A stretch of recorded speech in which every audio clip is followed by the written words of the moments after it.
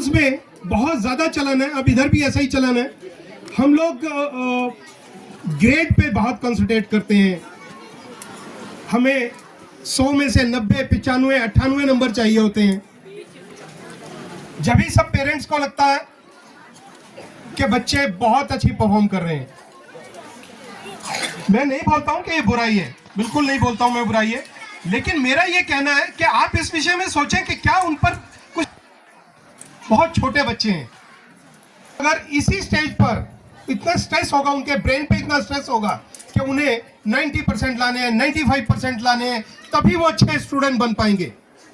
मुझे ऐसा लगता है कि ऐसा नहीं होना चाहिए, ये मेरी पर्सनल ओपिनियन है। आप इतिहास उठा के देख लीजिए। मैं नहीं बोल रहा हूं कि जो अच्छे मार्क्स लेते हैं वो जिंदगी में पिछड़ जाते हैं, मैं बिल्कुल नहीं बोल रहा हूं, लेकिन जितने भी सक्सेसफुल लोग हैं काम में, लाइफ में, वो सारे बहुत ही 50% के आसपास वाले हैं। आप उठा के देख लीजिए, कहीं भी आप पढ़ेंगे, कहीं भी नेट पे देखेंगे तो ज्यादातर जो लोग हैं वो 50% वाले होते हैं। इंपॉर्टेंट ये है, बात परसेंटेज की नहीं है, इंपॉर्टेंट ये है कि आप क्या देखते हैं, क्या पढ़ते हैं, वो इंपॉर्टेंट है। बच्चों में आपको बताना चाहता हूं कि आपको पढ़ाई करनी है, एकेडमिकली बहुत इंपॉर्टेंट है। आपसे उनकी मेंटली ग्रोथ होती है, आपकी जानकारी बढ़ती है, अवेयरनेस बढ़ती है, आप समाज में काम कर पाते हैं, पेरेंट्स की रिस्पेक्ट कर पाते हैं। लेकिन आपको यह भी समझना होगा कि अच्छा क्या है, बुरा क्या है, समाज सेवा क्या है। आप जानते हैं समाज सेवा क्या है? आप छोटे बच्चे हैं, शायद नहीं जानते होंगे। आप भी समाज सेवा कर सकते हैं। किसी ब्लाइंड को रोड पार करवाना भी समाज सेवा है। रोड पे पड़े हुए कचरे को, केले के छिलके को उठा के डस्टबिन में डालना बेटा, वो भी समाज सेवा है। बहुत छोटी छोटी चीजें होती हैं। हमें जिंदगी में, पढ़ाई में आगे बढ़ना है, सक्सेसफुल होना है, पैसा भी कमाना है, लेकिन उसके साथ साथ आपको अच्छा इंसान भी बनना है, वो बहुत इंपॉर्टेंट है। अच्छा इंसान बनना मुझे ऐसा लगता है कि किसी स्कूल में नहीं सिखाया जाता। सबसे इंपॉर्टेंट है आपकी वैल्यूज। आपकी लाइफ में वैल्यूज क्या है, आप क्या सोचते हैं, पेरेंट्स के लिए क्या रिस्पेक्ट है, अपने बुजुर्गों के लिए क्या रिस्पेक्ट है, अपने टीचर्स के लिए क्या रिस्पेक्ट है, रिलेशनशिप में क्या है, रिलेशनशिप के लिए क्या रिस्पेक्ट है। ये बहुत इंपॉर्टेंट चीजें हैं। मैं आपको एक स्टोरी सुनाता हूं, बहुत छोटी स्टोरी है। आपने एल्बर्ट आइंस्टाइन का नाम तो सुना होगा, जानते हैं आप। आपके एक हाउस का नाम भी आइंस्टाइन के नाम पे है। ये हमारे भौतिक शास्त्री होते थे। मैं उनको एक बचपन का एक किस्सा बताता हूं आपको। जैसे आप बच्चे हैं, वो भी स्कूल में जाया करते थे। तो एक दिन उनकी टीचर ने उनके बैग में एक लेटर डाला और कहा ये अपनी मां को दे देना। एल्बर्ट घर पर आए, बोला मां ये लेटर दिया है टीचर ने आपको देने के लिए। मां ने वो लेटर पढ़ा। बच्चा उस काबिल नहीं था कि वो लेटर पढ़ सके, छोटा बच्चा था। उसने कहा मां क्या लिखा है? तो मां ने बोला बेटा इन्होंने लिखा है कि आपका ब्रेन इतना ज्यादा शार्प है, आप इतना ज्यादा जानकारी रखते हैं, आप इतने ब्रिलियंट हैं कि उनके पास वो फैसिलिटी नहीं है जिससे कि वो आपको पढ़ा सकें। इसलिए उन्होंने बोला है कि आप इस बच्चे के लिए कोई बड़ा स्कूल देखें या आप एजुकेशन घर पे करवाएं। और फिर मां ने वो बुक्स अरेंज की और उसको पढ़ाना शुरू कर दिया। और एक दिन वो बच्चा इस दुनिया का सबसे बड़ा साइंटिस्ट बना, भौतिक शास्त्री बना। उन्होंने कई आविष्कार किए और पूरी दुनिया में जाना गया। जब उनकी मां की मृत्यु हो गई तो ट्रंक पड़ा हुआ था, तो वो ट्रंक में वो देख रहे थे, मां की यादें देख रहे थे। तो उस ट्रंक में वो लेटर मिला उनको। जब वो लेटर, अब वो पढ़ने लायक थे, बड़े हो चुके थे, जब वो लेटर देखा उन्होंने तो वो बहुत रोए। वो लेटर में लिखा हुआ था, डियर पेरेंट्स, आपका बच्चा बहुत मंदबुद्धि है और इसको कुछ समझ नहीं आती है और हम इनको नहीं पढ़ा सकते हैं। आप इसका इंतजाम कहीं और कर लीजिए या अपने घर में पढ़िए। कहने का मतलब क्या है? रिलेशनशिप। मां माँ इस दुनिया की सबसे बड़ी शक्ति है। ये बच्चों को समझना होगा।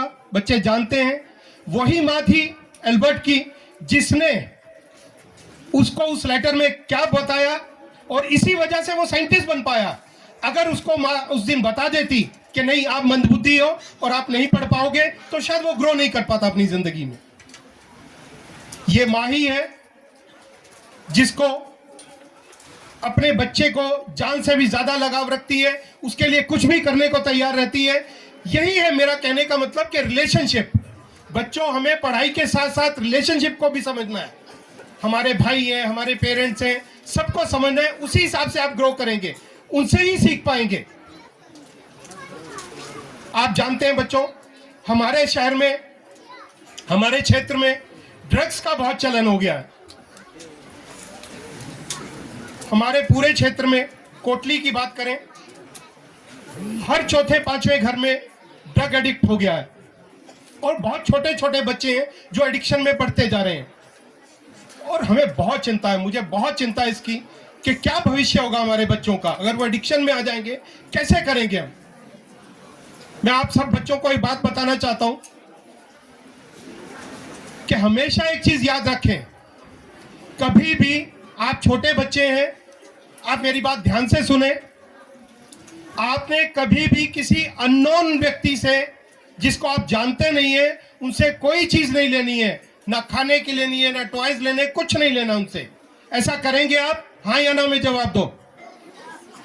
जोर से बोलो, मुझे तो आवाज आती नहीं है आपकी। Yes sir? नहीं लेंगे। Good, very good, excellent. कारण क्या है बच्चों? अभी आप छोटे हो, आपको उतनी जानकारी नहीं है, आपको उतना पता नहीं है, लेकिन अक्सर ये देखा गया है कि जो पैडलर्स हैं, जो सप्लायर्स हैं, वो हमेशा स्कूल्स के आसपास घूमते रहते हैं और बच्चों को लालच देते हैं, टॉफीज देंगे, चॉकलेट्स देंगे, टॉयज देंगे, और आपको कुछ ऐसी चीज देंगे जिससे आपकी जिंदगी खत्म हो सकती है। इसलिए हमेशा ध्यान रखें कि कभी किसी से कोई भी खाने की चीज नहीं लेनी है। आप पेरेंट्स को भी ध्यान होगा।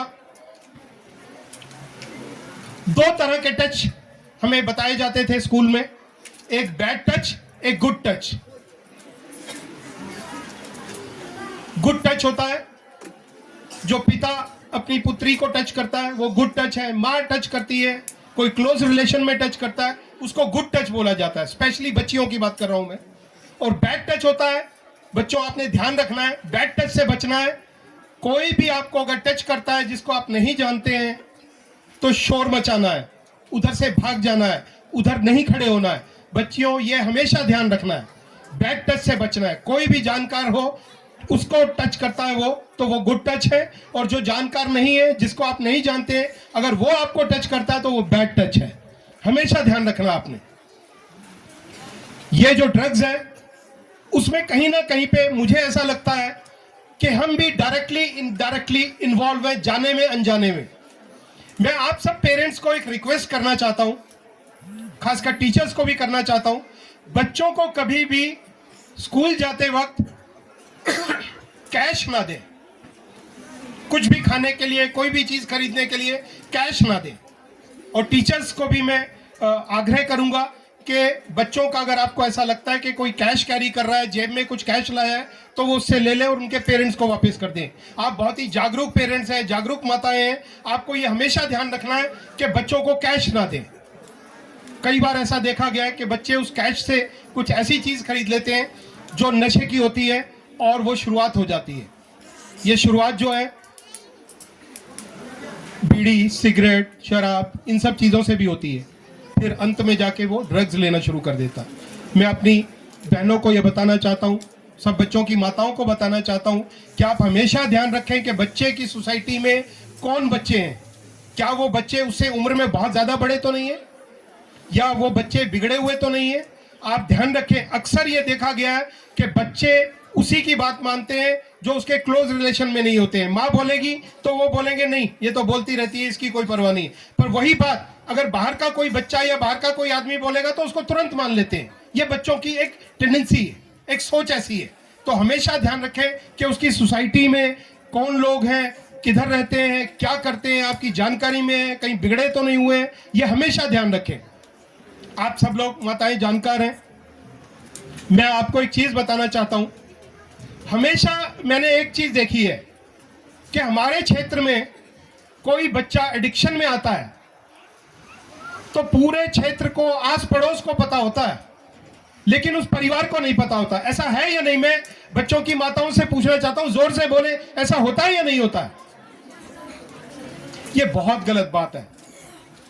आप देखिए, वो बच्चा शायद गलत सोसाइटी में मूव कर रहा है, सबको पता है, लेकिन हम बताते नहीं। मैं किसी महिला मंडल से मिल रहा था तो एक बुजुर्ग लेडी ने ये बात की कि जी हम नहीं बताते हैं। मैंने कहा क्यों नहीं बताते हैं? तो उन्होंने बोला, ऐसे बोल गए तती ना सौ मारना, गालियां देनी, बुरा भला बोलना, ऐसे की बोलिए देना। मैंने कहा आपसे एक चीज सवाल पूछना चाहता हूं, आपसे भी मेरा सवाल है, क्या आपको आलोचना से डर लगता है या बच्चे की जिंदगी बचाना अच्छा है? दोनों में से कौन सी चीज अच्छी है? आप बोल के बोले। मैं सुनना चाहता हूं आपसे कि बच्चे की जिंदगी बचाना ठीक है या आलोचना से डरना ठीक है? थोड़ा ऊंचा बोलेंगे तो मुझे लगेगा कि शायद आप मेरी बात को समझ रहे हैं। बच्चे की जिंदगी बताना जरूरी है। मैं आपको गारंटी करता हूं, आपको विश्वास दिलाता हूं, अगर आपने उस बच्चे को टाइम रहते बचा लिया तो आपने एक परिवार को बचाया, एक जिंदगी को बचाया है, माता पिता को बचाया है, और वो परिवार आपको भगवान का दर्जा देगा भविष्य में। चिंता नहीं करनी है। आलोचना होती है, होने दो, कोई बात नहीं है। होली, दिवाली, शादी, जन्मदिन, कभी ना कभी वो आलोचना, जो मन मुटाव है, वो खत्म हो जाएगा, लेकिन उस बच्चे की जिंदगी वापस नहीं आएगी। इस बात को आप समझे। ये बहुत बड़ी त्रुटि है हमारे समाज में, ये बहुत बड़ा त्रुटि है हमारे क्षेत्र में कि हम बताते नहीं है। हमेशा बताना है। मैं आपको एक और चीज बोलना चाहता हूं, स्पेशली हमारी जो बच्चों की माता है, मेरी बहनें हैं, हमेशा आप एक चीज ध्यान रखें, एक खाना, एक मील दिन में एक साथ खाएं पूरा परिवार, जिसमें दादा दादी, जो भी आपके परिवार में है, बच्चे, आपके पति, आप खुद, जो भी परिवार में है, हमेशा एक चीज ध्यान रखें कि आपने, पहले मैं आपसे एक चीज पूछना चाहता हूं, वासुदेव जी, थोड़ा मैं एक बार इनको भी देखना चाहता हूं, थोड़ा प्लीज आप, थैंक यू। आपसे मैं एक चीज पूछना चाहता हूं कि कभी आपके यहाँ, थोड़ा आउट ऑफ द सब्जेक्ट है ये, पर मैं आपसे पूछना चाहता हूं, जानकारी चाहता हूं, आपके यहाँ सास बहू में कुछ तकरार होती है? कभी होती है या नहीं होती है? चेयरमैन साहब बोल रहे हैं सब जगह होती है। नहीं, बात तो ठीक है, क्योंकि मेरी धर्मपत्नी और मेरी बहू के बीच में भी थोड़ी बहुत नोकझोंक चलती रहती है, बड़ी स्वाभाविक सी बात है। आपको ध्यान है, जब सास को बहुत ज्यादा गुस्सा आता है तो वो अपने बेटे को डांटती है, और सुनाती किसको है? बहू को। बहुत जोर से बोलती है, डांटती है, सब कुछ करती है, और सुनाती बहू को। बेटे को डांटती है, सुनाती बहू को।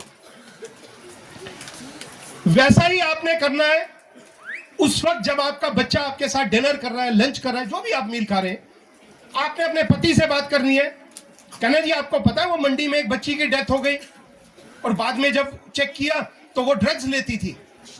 बच्चे से कोई बात नहीं करनी है, मैं आपको गारंटी देता हूं, बच्चे से कोई बात करने की जरूरत नहीं है, आपने आपस में बात करना है। दूसरा कोई किस्सा हुआ कि जी वो देखे, वो एक लड़के ने क्या किया, कोई इंजेक्शन आता है, वो बाजू पे लगाया, पता नहीं कोई नशा था, कुछ था, और वो बच्चा मर गया। ऐसी बातें करनी है, दादा दादी से बातें करनी है, बच्चे से कुछ नहीं बोल रहा है। मैं आपको गारंटी देता हूं, आपकी बोली एक एक बात को वो सोचेगा कि ये क्या है। अगर आप ऐसा कर पाए तो आप समझ लीजिए कि ड्रग्स के खिलाफ हमारी लड़ाई जो है वो 50% हमने जीत ली। उसका कारण क्या है कि यंग बच्चे ही शिकार होते हैं इसके। 12 साल से उम्र के बड़े बच्चे, टीन एज जो होती है 13 to 19, टीन एज में ही बच्चों के बिगड़ने का ज्यादा खतरा होता है।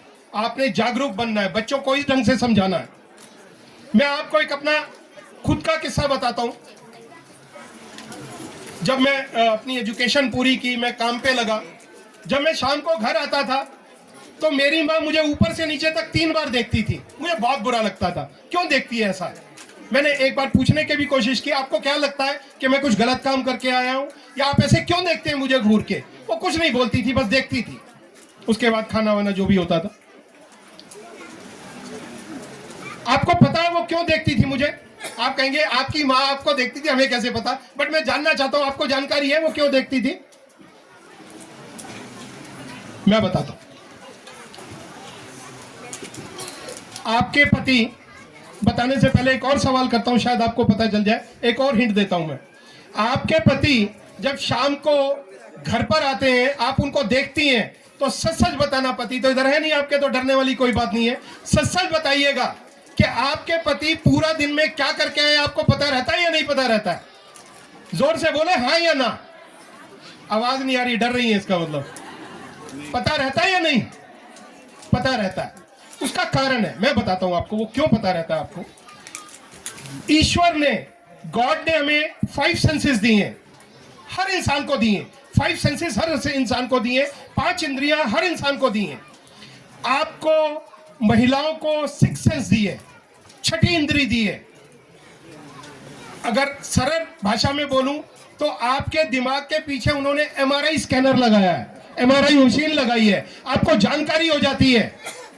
जब आप शाम को अपने पति को देखती हैं तो आपको पता रहता है कि ये क्या करके आया है। मैं गलत और ठीक की बात बिल्कुल नहीं कर रहा हूं, अगर गलत भी करता है तो आप चुप हो जाती है, क्योंकि हमें बताया गया कि घर में झगड़ा नहीं होना चाहिए, हालात जो भी हो, लेकिन आपको जानकारी रहती है, बिल्कुल पता रहता है कि पति क्या करके आया है। वैसे ही वही ताकत आपने अपने बच्चों के ऊपर अप्लाई करनी है। जब बच्चा स्कूल से आता है, उसको देखिए। YouTube पर हमारे चैनल को सब्सक्राइब करें और रेगुलर अपडेट के लिए बेल आइकन दबाएं।